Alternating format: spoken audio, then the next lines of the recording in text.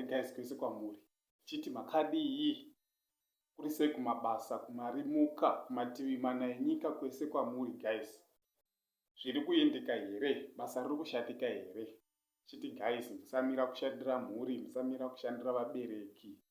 Ndokuti zvinhu zvedu zvidii zviendeke, kunyange zvakaoma zvichirema sei. Kungoshingirira guys, ndo nyaya ingoripo. Nyaya ndayo nayo panapa guys yakamira yakadaiwo.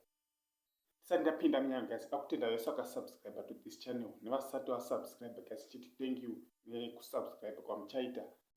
Subscribe, like and click your notification bell kuitira pese patinouploada ma latest video guys. Hamudarikirwi. Nyaya iripo inyaya yakamira yakadai so. Pane mukadzi auraya mwanasikana. In fact, pane mukadzi akauraya mwanasikana wake nokuda kwe7 bond. Guys, muiona sei nyaya munhu ungauraya mwana wako nekuda kwe7 bond. 7 bond. Guys, zvinhu zvakaitika hazvo musi wa2019 ndo pazvakaitika. Asi nyaya yachona iri kutongwa musi wa17 May 2021. Saka inyaya ndangoyo nayo ndichida kuti munzwe kuti zviri kuitikawo nezvakaitikawo. Ende futi hanzi mhosva hairovi.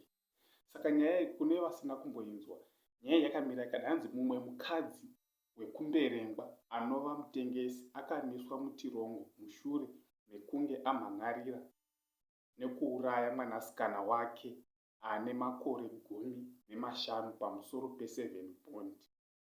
Lydia Chenyika 36 akamira pamberi pemutongo wemberengwa Evia Matura nemhosva iyi yakaitwa muna Mbudzi 2019.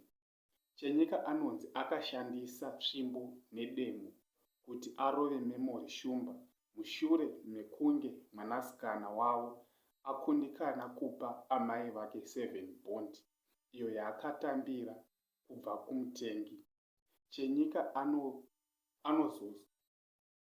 Chenyika anozomira mudare repamusoro musi wa17 May 2021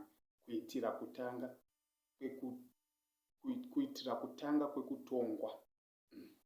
Ndo nyaya yachona guys. Chiti munoionawo sekuti shongaurayira mwana kuti hauna kudzoka nechange 7 bond pakutotora demo kuponda mwana guys.